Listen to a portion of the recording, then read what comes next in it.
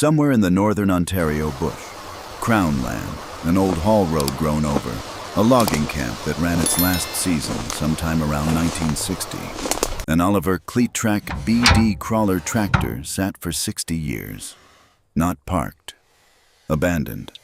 The kind of abandoned where the crew walked away from the site and the machine stayed behind because moving it out cost more than it was worth. When it was found, the Hercules diesel hadn't turned in decades.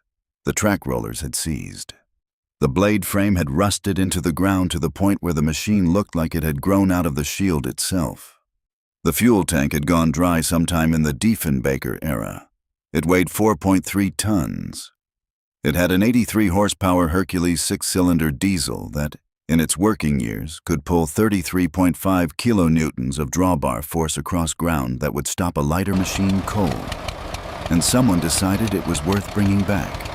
The question is whether they were right. The answer takes a while. Before you can understand what this machine is and why it ended up in that northern Ontario bush, you need to understand where the Oliver Cletrac BD came from, and why a crawler tractor built in Cleveland, Ohio, was the machine of choice on Canadian shield logging operations in the 1940s. The Cleveland Tractor Company, Cletrac, had been building crawler tractors since 1916. By the early 1940s, the BD was its workhorse diesel model, a 6-cylinder Hercules engine, true traction-controlled differential steering, and enough ground clearance to work in shield terrain where a wheeled machine had no business being. Massey Harris sold the Cletrac line through its Canadian dealer network in 1940 and 1941, which is how BD models arrived on Ontario logging operations from Sudbury north to Timmins and beyond. On October 31, 1944, Oliver Farm Equipment acquired the Cleveland Tractor Company. The machines became Oliver Cletrac. The true traction steering stayed. The Hercules diesel stayed. The dealer network expanded, and the machines kept going into the Canadian bush.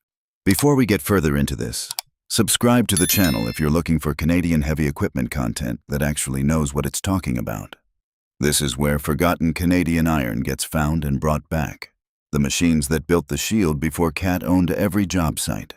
If you've run a Cletrac or Oliver Cletrac on Canadian bush work, what did the true traction do on a side hill skid that no CAT steering clutch ever matched? Leave it in the comments.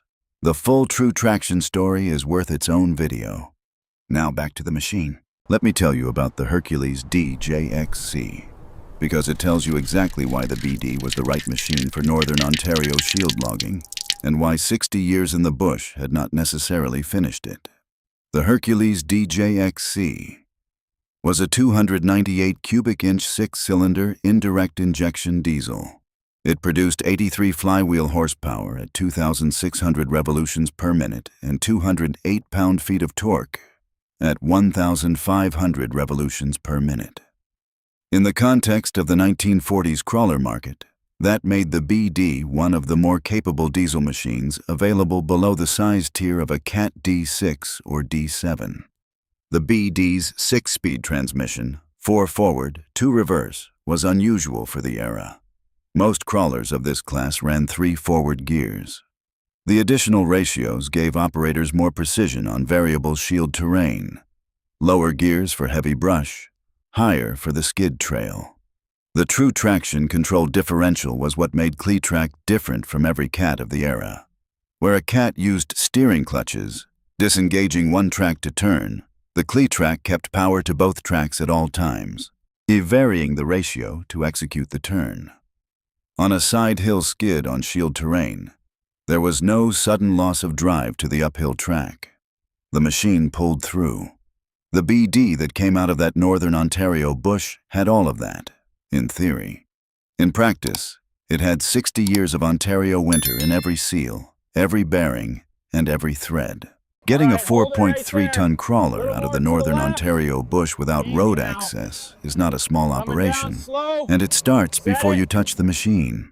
The haul road to the old camp was overgrown. The recovery window on a machine like this is not year-round. You need the ground either frozen hard in January or dry enough in July to get a flatbed to the site without creating a new problem. The track rollers had seized completely. The machine could not be driven out. It had to be winched onto a skid, which meant getting a capable winch machine to the site first. The blade had sunk into the soil, and the frame had begun to rust bond to the ground itself. It took cable and a come-along to break the blade free before the machine could be moved laterally at all. Once it was on a trailer, the work could begin in a controlled environment. What a restorer finds when a machine like this arrives in the shop is not a list of problems. It is an order of operations. The Hercules diesel is last on that list. You do not try to start the engine until everything that can destroy it on first start has been addressed. That takes time. Here is what 60 years in the Northern Ontario bush does to a Hercules diesel, and why the order of operations on a restoration like this is not a preference but a mechanical survival question. Moisture is the first problem, and it is everywhere. Every seal on the BD had failed. Water had worked into the crankcase through the breather, through the valve cover, through corroded joint faces. The oil in the sump, what there was of it, had long since turned to a dark varnish that coated the bearing surfaces. If you break that crankshaft free and turn it without first addressing the bearing condition, you do not restore the engine. You score it. The true traction differential was the second concern. The controlled differential relies on precisely machined internal components. 60 years of moisture infiltration in a differential housing tends to pit those surfaces in ways that are not obvious until you disassemble and measure. The 6-speed transmission had similar issues: corroded shift forks, seized synchronizer elements in the higher ratios, and then there was the track system. The rollers, the idlers, the sprockets, all seized, all in need of individual assessment. Every component was a separate decision: rebuild, replace, or source from another BD that was further gone. The BD had not run since approximately 1960. The restorer's goal was to have it running on its own. Hercules diesel, not on a rebuilt engine. On this one. Here is what experienced restorers know about a Hercules DJXC that has been static for 60 years, and why the first start on a machine like this is a different kind of moment than it looks from the outside.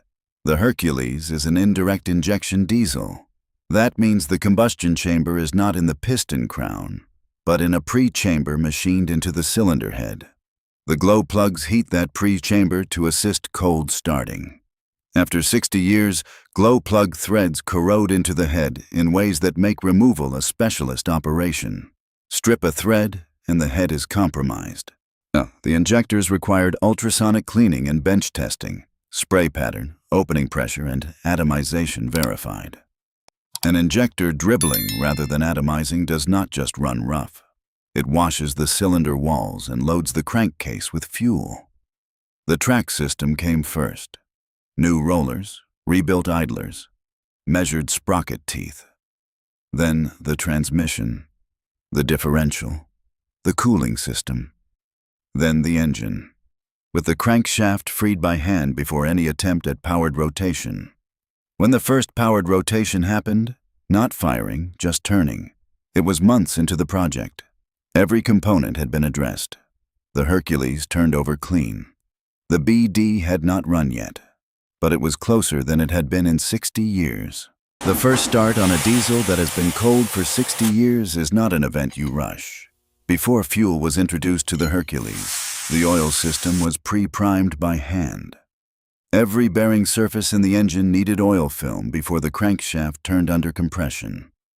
On a machine this old, pre-lube is not a precaution. It is what separates a successful first start from a scored bore on the first compression stroke.